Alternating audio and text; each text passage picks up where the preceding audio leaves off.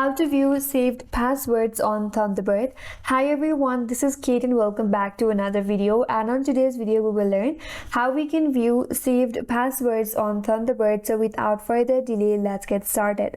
First of all, you have to open up a Thunderbird, and once you have opened it up, navigate to top right corner and tap on this three line icon right here. From this menu box, click on settings.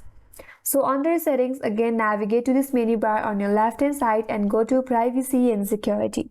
So on the privacy and security tab, you have to scroll down and there is this password section right here.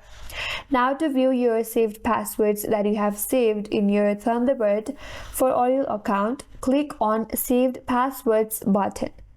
And if you have saved any of your passwords or login credential in Thunderbird, under this box you'll be able to find your saved passwords for your account. And that's all for today's video. Hope this video was helpful, and if you're new to our channel, consider subscribing. Thanks for watching and stay tuned for more videos.